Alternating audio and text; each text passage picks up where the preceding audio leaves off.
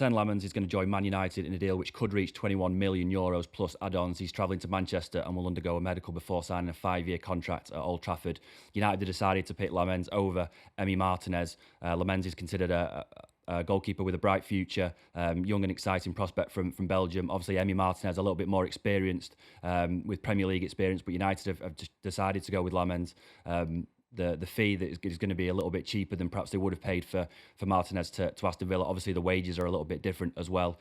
There is an expectation that Lammens is going to come in and be United's first choice goalkeeper, but United are stressing that isn't necessarily the case. As things stand right now, there is a possibility that both Andre Onana and Altay Bayındır could both stay, although there is time for that to change. As I said, Lammens is considered a goalkeeper with a bright future. It's not necessarily going to start as number one when United return from the international break at Manchester City.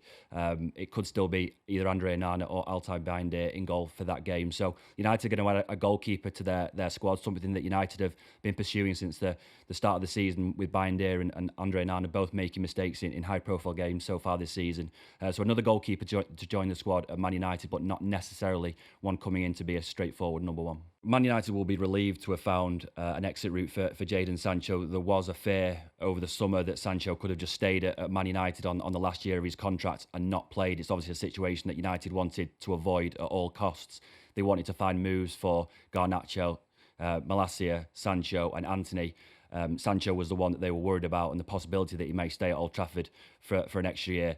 So they'll be happy that they've managed to organise a loan to Aston Villa. They're also happy that they've managed to negotiate 80% of his wages being paid by Aston Villa. They're also hopeful that with a few other clauses, additional bonuses, and also a small loan fee, that actually United will end up recovering Sancho's full wage.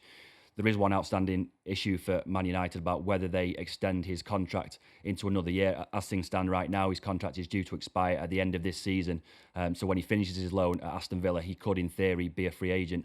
Although United have an option to trigger a 12-month extension, which would keep him at the club until 2027, obviously retain his value, but then you would end up having to pay the remainder of Sancho's contract. So for now, the issue of Jadon Sancho is off the books at Man United. United have found a suitable loan for him, but there is still a decision to make about whether they trigger that one-year extension or whether they let him leave Old Trafford for free next summer.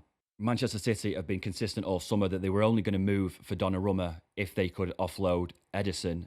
It looks now like Ederson is going to join Fenerbahçe, but City aren't going to progress with their move for Donnarumma until that move for Ederson is completely signed off. So we're in a situation now where City are waiting to hear whether Fenerbahçe have completed that deal for Ederson. Once that is complete, they will then finalise the move for Donnarumma. Obviously, Donnarumma, not traditionally a Pep Guardiola-style goalkeeper. He's more of a keeper who's happier on his goal line rather than the ball at his feet. But City are obviously adding one of the best keepers in the world to their squad to compete for the number one spot with James Trafford. Obviously, Trafford has rejoined the club this summer from Burnley in a deal that could reach around sort of £27 million.